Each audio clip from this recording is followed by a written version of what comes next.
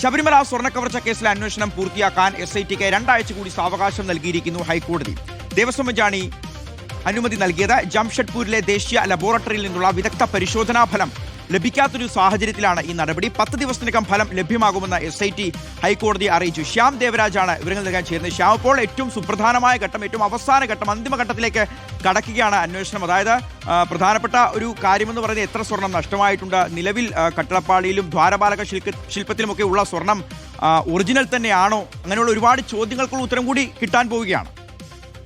അങ്ങനെ തന്നെയാണ് ഷിയാസ്. അതിന്റെ ഏറ്റവും അവസാന ഘട്ടത്തിലാണ്. ഇനി ദേശീയ മെറ്റലർജിക്കൽ ലബോറട്ടറിയിൽ നിന്നുള്ള പരിശോധനാ ഫലം മാത്രം ലഭിച്ചാൽ മതി എന്ന കാര്യമാണ് ഇന്ന് SITയുടെ തലവൻ ഹൈക്കോടതിയിൽ നേരിട്ട് ഹാജരായി അറിയിച്ചിരുന്നത്. ഇതിന് ദേശീയ ലബോറട്ടറിയിൽ നിന്നുള്ള വിദഗ്ധ പരിശോധനാ ഫലം 10 ദിവസത്തിനകം ലഭ്യമാകുമെന്ന കാര്യവും കൂടി SIT ഹൈക്കോടതി അറിയിച്ചു. ഇക്കാര്യം ഹൈക്കോടതി അംഗീകരിക്കുകയും ചെയ്തു. തുടർന്നാണ് അന്വേഷണത്തിന്റെ നടപടികൾ പൂർത്തിയാക്കാൻ വേണ്ടി 2 ആഴ്ചക്കാലം സാവകാശം നൽകിയത്. ഹൈക്കോടതി ദേവസ്വം ബെഞ്ച് നടപടി.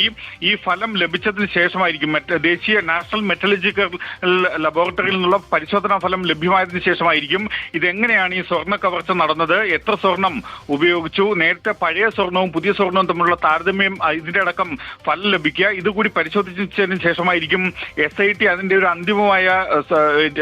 ഈ അന്വേഷണത്തിന്റെ അന്തിമമായ സ്വഭാവത്തിലേക്ക് കുറ്റപത്രം എങ്ങനെ തയ്യാറാക്കണമെന്നടക്കമുള്ള കാര്യങ്ങൾ തീരുമാനിക്കുക എന്ന കാര്യം കൂടിയാണ് ഇന്ന് SIT ഹൈക്കോടതി അറിയിച്ചത്. അക്കാര്യമാണ് ഹൈക്കോടതി ദേവസ്വം ബെഞ്ച് രേഖപ്പെടുത്തുകയും ചെയ്തത്. ഇതേവരെ ആകെ 391 സാക്ഷികളുടെ മൊഴിയെടുത്തു.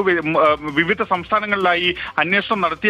മറ്റന്വേഷണങ്ങളെല്ലാം പൂർത്തിയായി എന്ന കാര്യവും കൂടിയാണ് അന്വേഷണ ഉദ്യോഗസ്ഥൻ ഹൈക്കോടതി അറിയിച്ചത്. എന്തായാലും ഈ ഹൈക്കോടതി സ്വമേധയാ സ്വീകരിച്ച ഹർജി ഇനി ജൂൺ മാസം 6-നായിരിക്കും പരിഗണിക്കുക.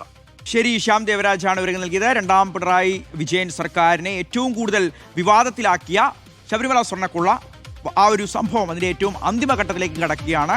ഈ ഒരു സ്വർണത്തിന്റെ സാമ്പിൾ പരിശോധനാ ഫലമാണ് 10 ദിവസങ്ങൾക്കകം ലഭിക്കാൻ പോകുന്നത്.